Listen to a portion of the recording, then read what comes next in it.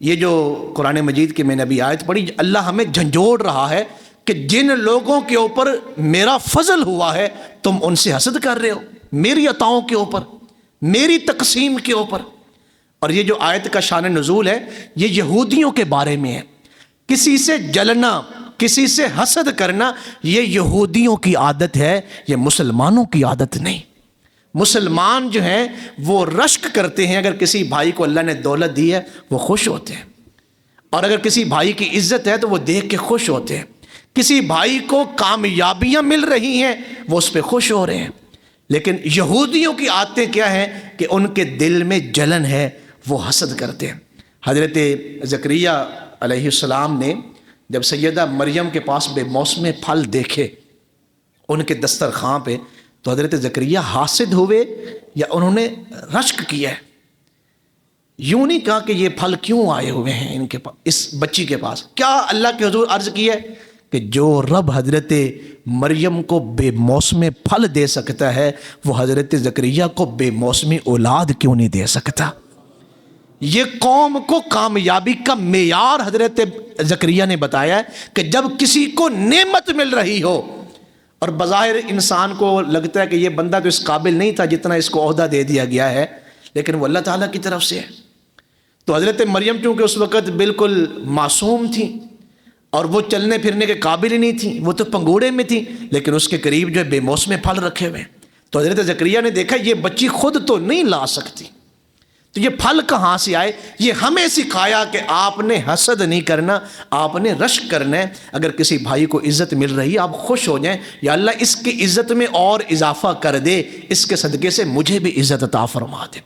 یہ مسلمانوں کا طریقہ ہے۔ تو یہ ایک بڑی اہم جو بات تھی وہ میں نے آپ تک پہنچائی ہے کہ اللہ تعالیٰ کو ستھرے دل پسند ہے، جس دل میں حسد نہ ہو، جس دل میں کینہ۔ اگر ہم کسی سے جلتے رہیں یا حسد کرتے رہیں تو کیا یہ ممکن ہے کہ ہم اسے جو ہے وہ فلاں مقام سے نیچے لے آئیں گے؟ جو اس کو مقام اللہ تعالیٰ نے عطا کیا ہے، ہمارے جلنے سے وہ نیچے آ جائے گا، یا ہم اسے غریب کر دیں گے، یا ہم اس کی عزت کو گھٹا دیں گے۔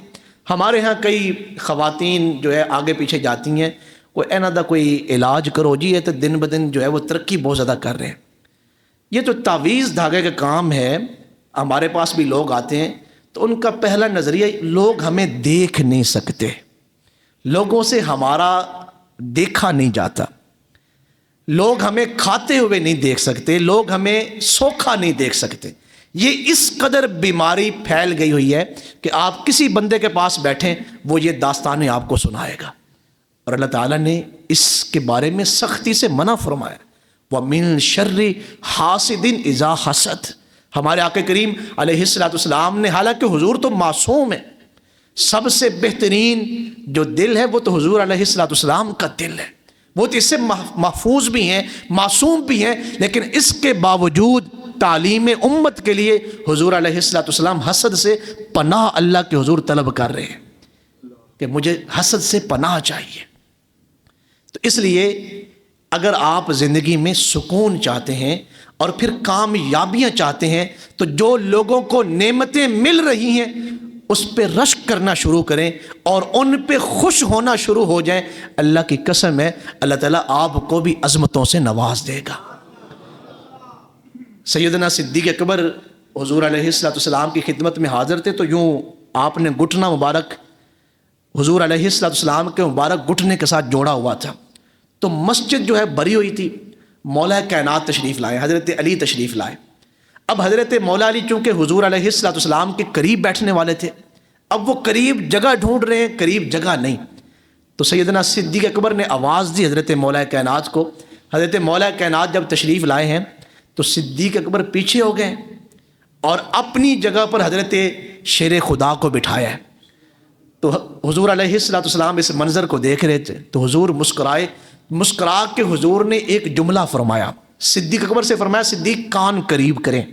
سیدنا صدیق اکبر نے کان قریب کیا ہے ہمارے آقا کریم علیہ السلام کے، تو کان میں حضور علیہ السلام نے ارشاد فرمایا عزت والے ہی عزت والوں کے مقام کو سمجھتے ہیں، عزت والے ہی عزت والوں کے مقام کو سمجھتے ہیں۔ اکثر حاسدین وہ ہوتے ہیں جو خود خالی ہوتے ہیں. بھرے ہوئے لوگوں کو تو ان چیزوں سے غرض نہیں ہوتی کہ لوگ ہمارے بارے میں جو ہے وہ کتنا حسد کر رہے ہیں. اکثر جو ہے وہ خالی لوگ حسد کرتے ہیں جو خالی ہوتے ہیں. اس لیے اگر آپ اپنے دل کو سکون دینا چاہتے ہیں اور زندگی سکون کے ساتھ گزارنا چاہتے ہیں تو دل سے حسد کو ہمیشہ کے لیے ختم کر دیں, دل کو ستھرا کر دیں. یہ ہمارے ہاں اگر صرف رشک جو ہے وہ رواج پڑتا نا ہمارے ہاں رشک کا, کہ کسی کی عزت کو دیکھ کے ہم خوش ہوتے, تو اللہ کی قسم ہے ہمارا معاشرہ ایک عظیم معاشرہ ہوتا. لیکن ہمارے معاشرے میں جس چیز نے سب سے زیادہ عروج پکڑا ہے وہ حسد نے عروج پکڑا ہے. ہم ایک دوسرے کی ٹانگیں کھینچ رہے ہیں اور ایک دوسرے کو جو ہے وہ نیچا دکھانے کی کوشش کر رہے ہیں, ایک دوسرے کو ذلیل کرنے کی کوشش کر رہے ہیں. بہتان ان پہ لگائیں گے, الزام تراشیاں کریں گے, ان کے عیبوں کو پکڑیں گے تاکہ ان کی عزت کو ہم رسوا کریں. میں نے کسی جگہ پر ایک مقولہ پڑھا تھا, آپ نے بھی پڑھا ہوگا, بڑا عظیم ایک مقولہ ہے کہ ہر چہرہ جو ہے نا وہ کسی نہ کسی کا محبوب ہوتا ہے. وہ اپنی ماں کا محبوب ہے, اپنے بچوں کا محبوب ہے, وہ اپنے بہن بھائیوں کا محبوب ہے. دنیا میں کوئی ایک چہرہ ایسا نہیں جو کسی کا محبوب نہ ہو. لیکن جب آپ کسی ایک چہرے کو رسوا کرتے ہیں نا تو کسی ایک چہرے کو رسوا نہیں کرتے, اس کے ساتھ محبت کرنے والوں کو بھی آپ رسوا کرتے ہیں. جب آپ کسی کو رسوا کر رہے ہیں, کسی کو ذلیل کر رہے ہیں معاشرے میں, آپ کیا توقع رکھتے ہیں کہ آپ رسوا نہیں کیے جائیں گے؟ یہ لہجے فقط رسیلے ہیں, یہ لہجے فقط رسیلے ہیں. یہ لوگ بڑے زہریلے ہیں, یہ لوگ بڑے زہریلے ہیں. اس لیے اپنے دلوں کو ستھرا کریں. ایک چھوٹی سی بات اور کر کے میں اپنی گفتگو کو سمیٹ رہا ہوں. اس دور میں ہمارے خیالات پاکیزہ نہیں, دل پاکیزہ بھی نہیں, دل پاکیزہ نہیں, اس کی وجہ سے خیالات پاکیزہ نہیں. ہمارے دل کے گندے ہونے کا اس دور میں جو سب سے بڑا سبب ہے وہ موبائل ہے. 1973 میں یہ موبائل, پہلا موبائل 1973 میں بنا تھا. تو یہ بات یاد رکھیں, موبائل کو ہم استعمال نہیں کر رہے, اب صورتحال ایسی ہے کہ موبائل ہمیں استعمال کر رہا ہے. رشتوں کی قدر ختم ہو گئی, دین سے دوری ہو گئی. نماز کا ٹائم ہے, لوگ موبائل کے ساتھ لگے ہوئے ہیں, اور ماں باپ سامنے بیٹھے ہوئے ہیں, بچے موبائل کے ساتھ لگے ہوئے ہیں. بچوں نے کہا جی ہمیں موبائل لے کے دیں, ہم نے پڑھنا ہے, ہماری پڑھائی کا مسئلہ ہے. 2-4 ماہ کے بعد ان کے والدین ہمارے پاس آئے, کچھ چینی نہیں دم کر دیتے, میرا بچہ پڑھتا نہیں ہے اب.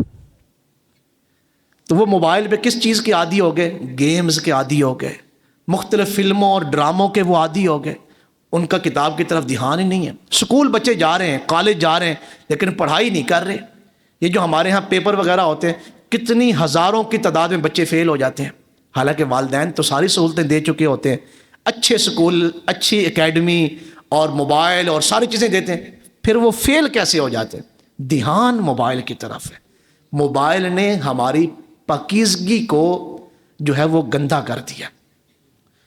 پچھلے زمانے میں وہ ایک نوکیا کا موبائل ہوتا تھا, نوکیا مرحوم, ٹھیک ہے جی, وہ موبائل ہونا چاہیے ہمارے پاس کم از کم. اگر کسی نے کوئی فون وغیرہ سننا ہے, جن کے پاس نیٹ والے موبائل ہیں, اگر وہ پکے ذہن کے لوگ نہیں تو ان کی جو خیالات ہیں یا ان کا جو دماغ ہے وہ ستھرا.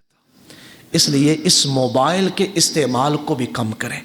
پچھلے دنوں کوریا کی ایک یونیورسٹی نے, نیشنل یونیورسٹی نے موبائل کے اوپر تحقیق کی ہے. یہ جو ہمارے ہاں ہم اپنے بچوں کو موبائل دے دیتے, انہوں نے جو 8 سال سے لے کے کوئی 16 سال کے بچوں تک ان کو موبائل استعمال کروائے 2 مہینے لگاتار, 8 سے 16 سال کی عمر میں, اور تقریباً کوئی وہ 4 سے 8 انچ کے فاصلے پر رکھ کے ان کو استعمال کروائے.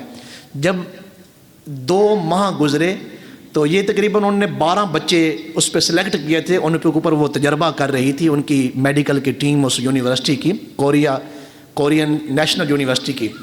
تو 2 مہینے بعد 9 بچوں کی جو آنکھیں تھیں وہ ٹیڑھی ہو چکی تھیں. یہ جو ہمارے ہاں, پھر انہوں نے موبائل چھڑوا دیا, پھر آہستہ آہستہ جو ہے وہ ان کی آنکھیں درست ہوئی ہیں. ہمارے ہاں بھی یہی ہوتا ہے کہ ہماری جو بیٹی ہیں یا ہماری بہنیں ہیں، بچے کو موبائل دے دیا کہ اس پہ کارٹون دیکھے اور بچہ اس کے ساتھ مشغول ہو جائے۔ اکثر ہم نے دیکھا ہے بچوں کی، ہمارے پاس لوگ بچوں کو لے کے آتے ہیں، ان کی یہ گردن درد کر رہی ہوتی ہے، کندھے درد کر رہے ہوتے ہیں، تو کہتے ہیں جی حضرت چیک کریں ان کو، لگتا ہے کسی نے کچھ کر دیا ہے۔ کسی نے نہیں کچھ کیا، موبائل نے کیا اس پہ۔ آپ کبھی اس کے بارے میں پڑھ کے دیکھیں، تحقیق موبائل کے حوالے سے جو نقصانات ہیں وہ یہ نقصانات ہیں، یہ جو آپ کی گردن ہے اور آپ کے جو کندھے ہیں، اس میں ایک خاص قسم کی کمزوری آ جاتی ہے، کیونکہ آپ گردن کو جھکا کے رکھتے ہیں موبائل کی طرف، جس کے سر کا وزن جو ہے وہ پھر آپ کی گردن کے اوپر پڑتا ہے، اور یہ تکلیف ایک مستقل جو ہے وہ شدت اختیار کر جاتی ہے۔ اس لیے اگر آپ اپنی زندگیوں کو، اپنی اولادوں کی زندگیوں کو خوبصورت اور پاکیزہ بنانا چاہتے ہیں، ان سے موبائل کم استعمال کروائیں اور ضرورت کے وقت استعمال کروائیں۔ اللہ تعالی ہمیں صاف اور ستھرا دل نصیب فرمائے، اللہ ہمیں ظاہری اور باطنی پاکیزگی نصیب فرمائے۔ وما علیہ الا البلاغ المبین۔